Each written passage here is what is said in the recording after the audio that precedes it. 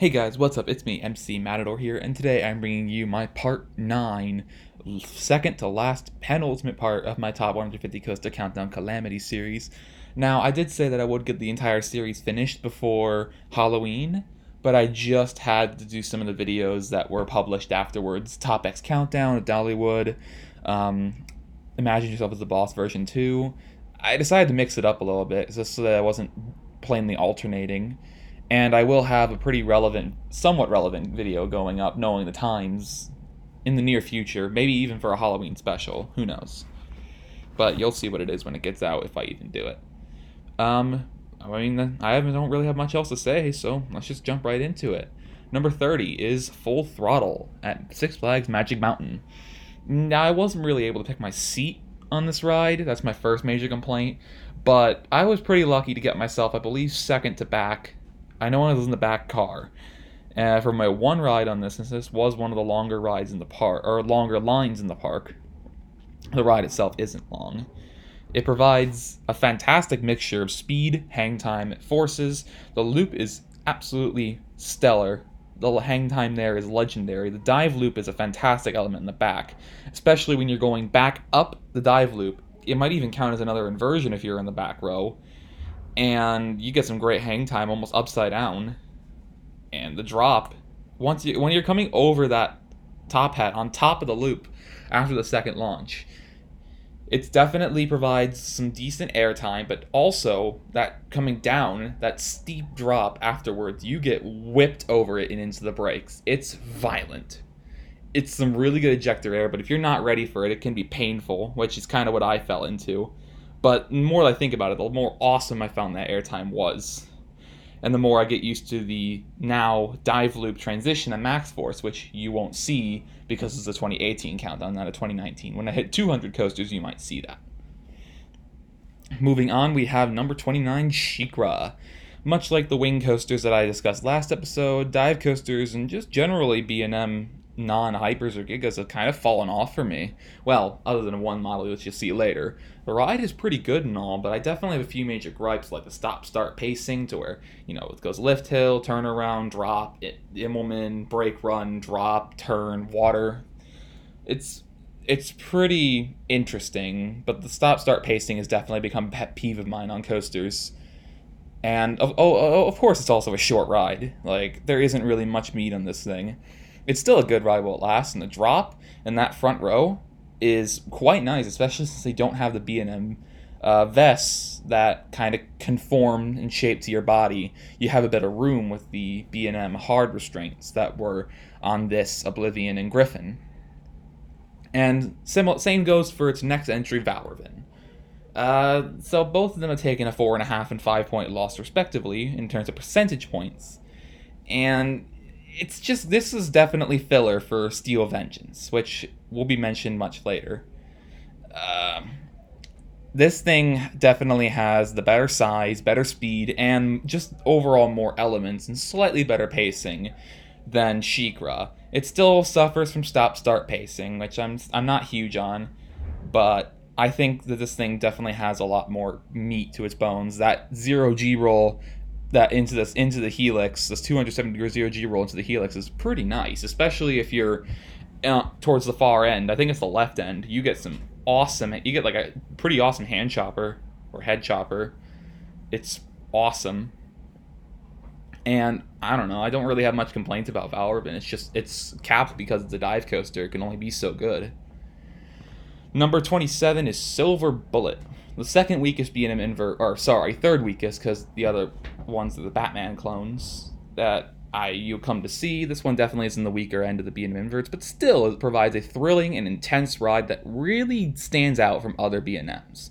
This thing was built with Knott's Berry Farm's scenic entrance in mind, and thus the layout's a little unconventional for a B&M invert.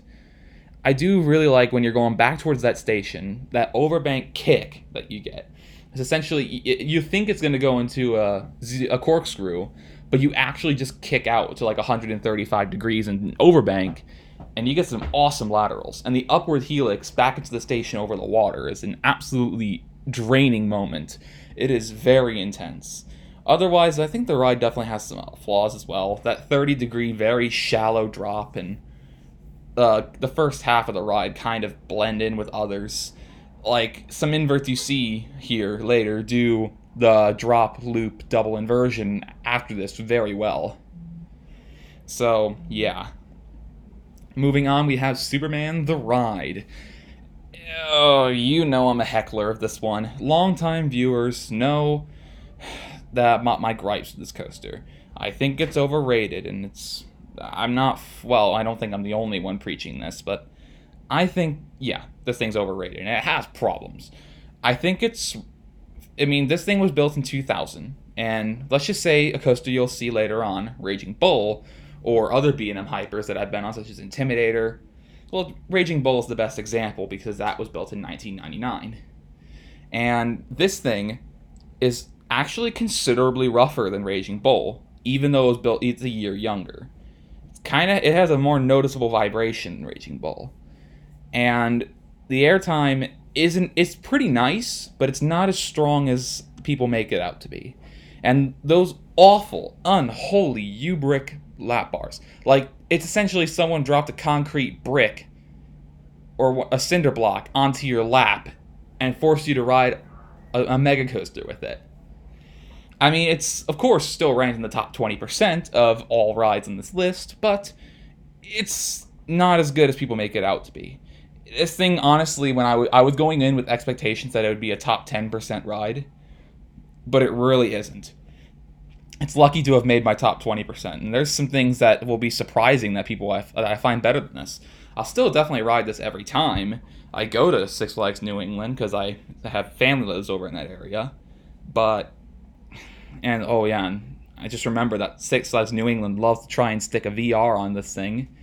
That usually only runs 2 trains as well, when it could probably run 3. Probably not. Yeah, I don't know. This thing's just a hot mess. It's good, but it's not as good as people make it out to be. Overrated. But I still like it, kinda. Moving on, we have number 25, Banshee.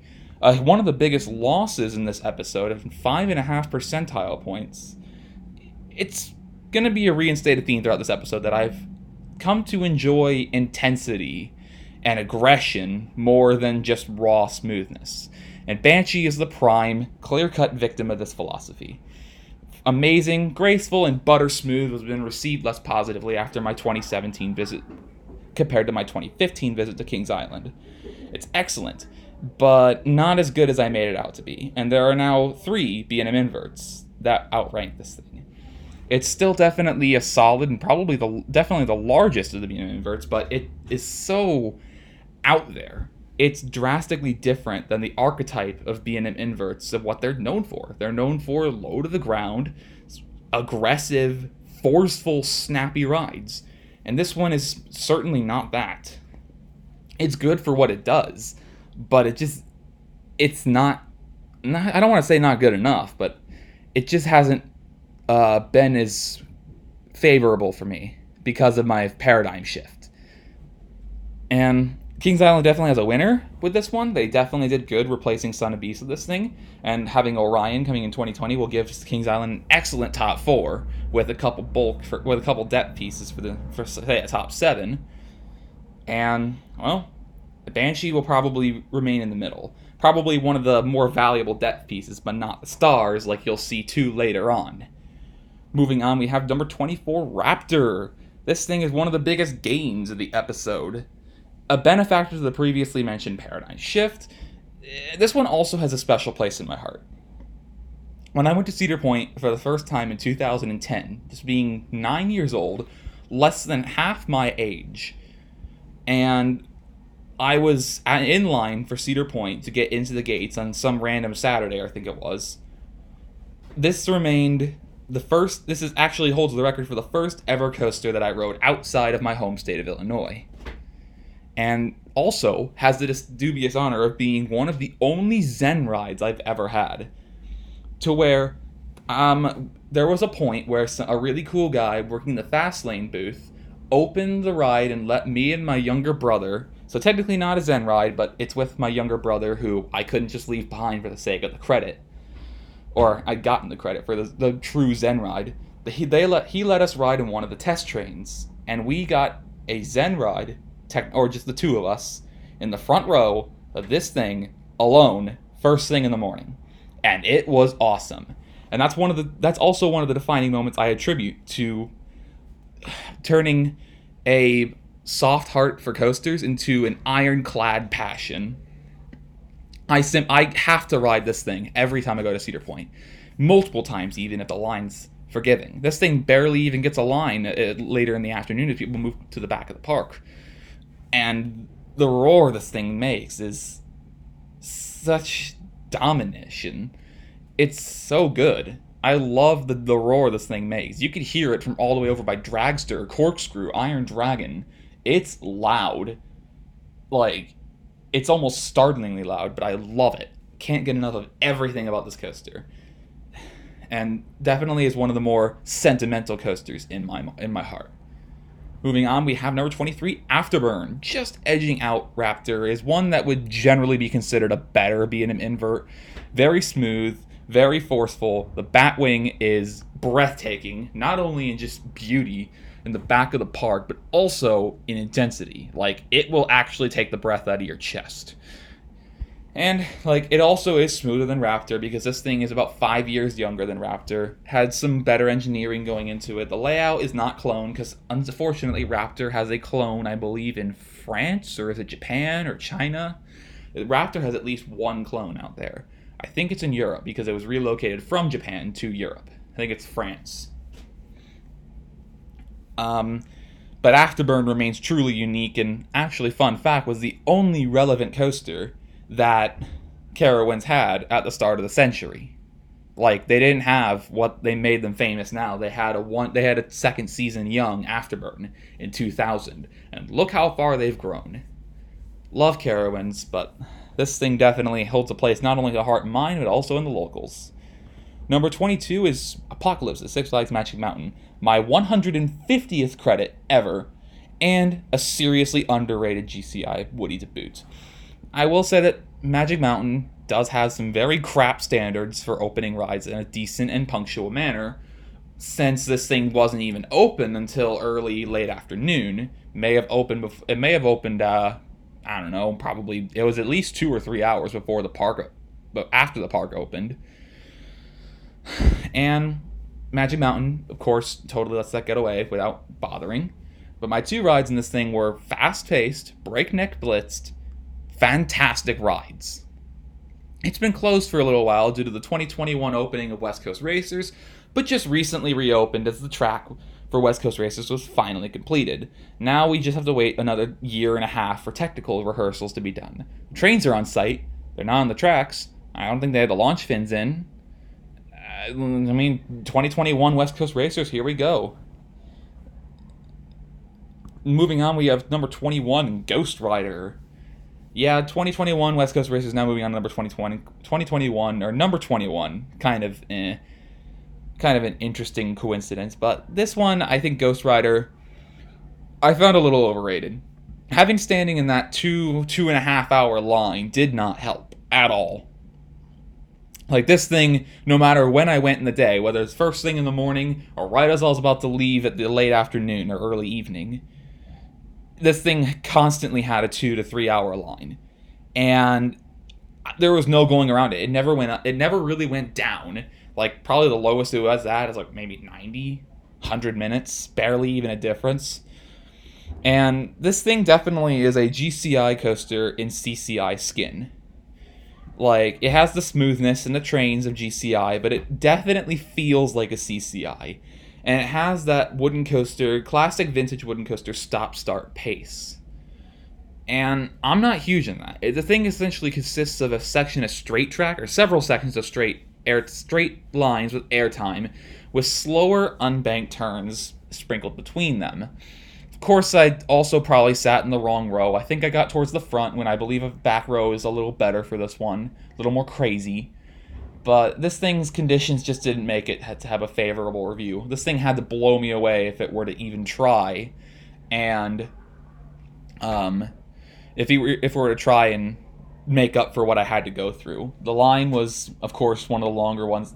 Actually, the longest I waited in the entire time I was in California, or Los Angeles. And the ride kind of didn't make up for it, but it's still excellent in its own regards. Number 20 is Tatsu. another California coaster. What is this, like the fourth or fifth Californian coaster in this episode? And the third new challenger straight. This is a legendary Southern Californian SoCal coaster.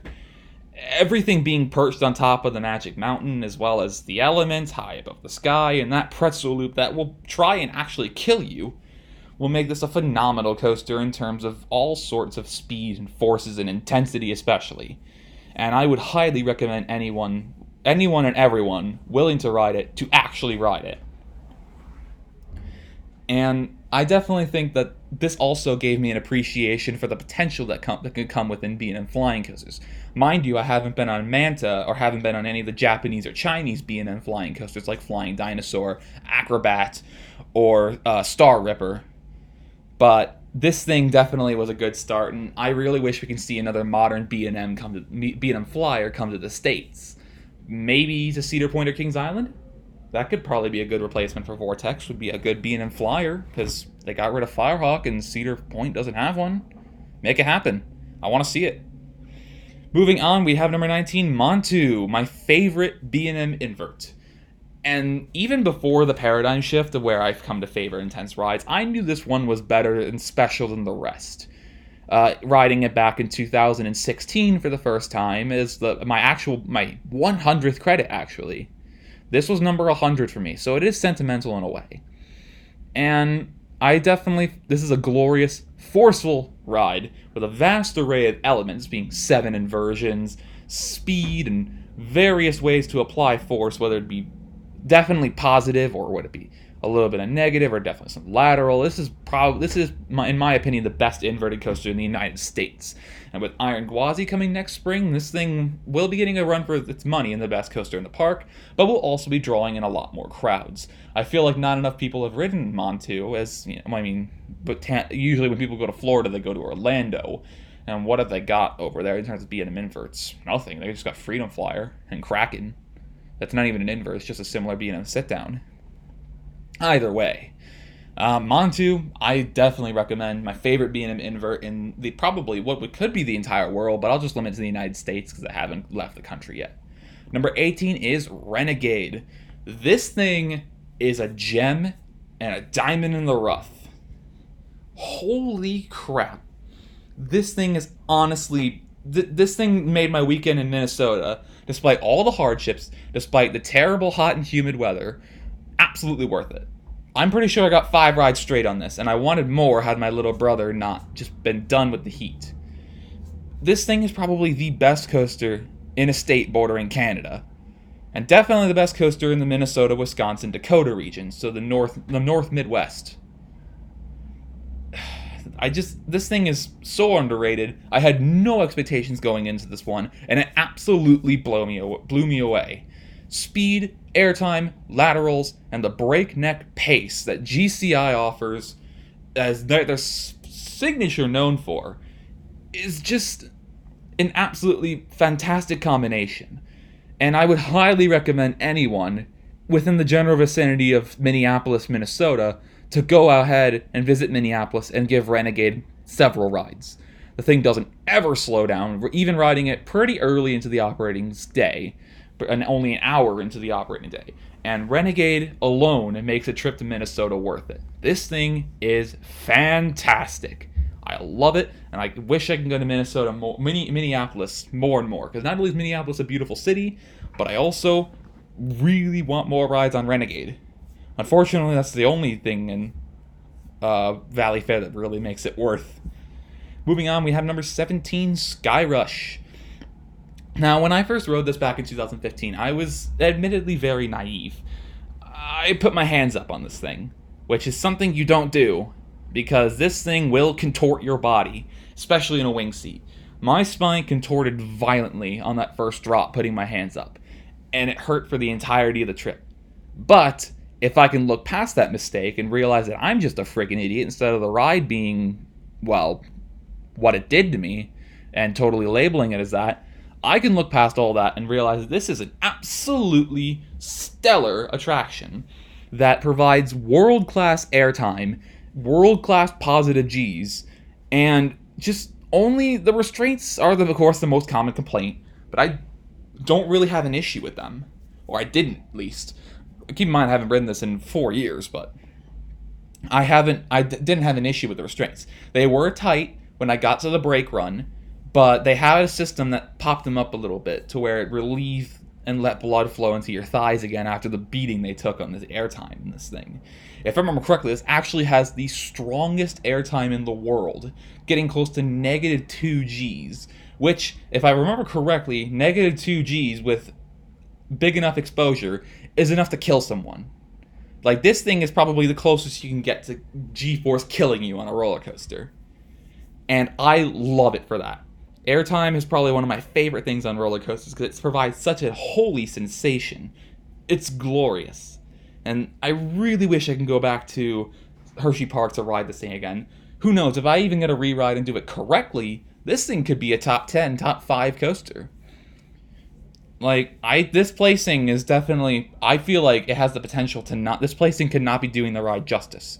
It's only here because of some errors. My few rides in this thing being relatively errorsome, as well as, like, due to that first impression not being great, it just wasn't looked upon all that positively. And there is, I do believe, at the moment, another coaster better than it at Hershey Park, which will not be the next one, because we come out with the last coaster of the episode. Just so happens to be fitting to be another Californian coaster, because Twisted Colossus is overrated.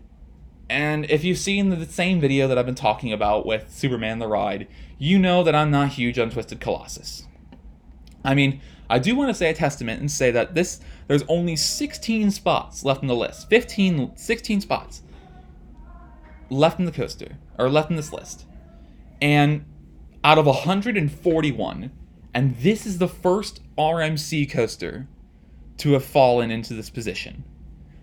There have been countless Arrows, Intamins, B&Ms, Max, all but one GCI. Like, pretty much every other manufacturer has had several entries of theirs be below this point. That goes to show how good RMC is at quality craft. And, I mean, as I said, I do think this is probably their most overrated attraction. I'm not huge on this. Once again, stop-start pacing rears its ugly head. This thing basically goes up a lift hill to go down a drop, complete one ovular circuit, or one oval-shaped circuit, to go up an even slower lift hill that serves no purpose because this thing, even with that timing, doesn't even come close to dueling a good chunk of the time because Six Flags Magic Mountain, and it's just another lap. The elements, of course, do stand out, but some of them are a little repetitive. I do think that the High Five element and Top Gun elements would be awesome, or legendary even, if the coaster consistently, or even dueled half of the time. Unfortunately, this thing duels probably only 5 to 10% of the time, if that. And I feel like it could get worse as the thing gets more and more nestled into the park's existing culture, rather than it being the new commodity. And the airtime and overbanks, overbooks? What the heck is my autocorrect on? The airtime and overbanks are, of course, awesome, like on every other RMC. This thing doesn't do it for me. Pacing, Magic Mountains, neglect of the proper operations, and just overall, I mean, this thing still also pulls a very long line, due in part to the poor operations, and I think they also took a train off of this thing at one point. I don't know. This thing definitely would benefit from consistency improvements, but overall, it's still an awesome ride. And that will do it. That is 30 through 16 on my top 100 coaster countdown bonanza list. Part 10, the finale, going from 15 all the way to the number 1, will be coming up in the near future. I hope I can get it done before, let's just say, mid-November. I mean, once November 15th rolls around, I'm going to be very busy playing Pokemon Sword and Shield and trying to do everything in my power to complete that. Might take me only a little bit, but that's going to distract me for a considerable amount of time. And I'm going to have to do stuff for my friends. Off topic, but let's get back to it. I hope you guys enjoyed this video. Feel free to like, comment, or subscription. Please be mindful of the opinions in this video, as they are just that, opinions. If you value rides like Superman the Ride or Twisted Colossus more than than I do. If you think you think I underrated Ghost Rider, you think I underrated SheiKra, you think I overrated Raptor or Tatsu, or you think you don't even know Renegade exists, don't give me flack for that. Just, it's my opinion. I'm just trying to be a hype man for what I can be, and you can be a hype man for whatever you can be. This platform exists in the internet just so I can voluntarily put my word out. Right now, I'm not trying to do this to fish for hits or whatever. I'm doing this because I want to put my opinion out on the internet. If I get shit on for it, that's more on you than me. So, with that note, I hope you guys have a great insert unit of time here. And as always, I wish you guys peace.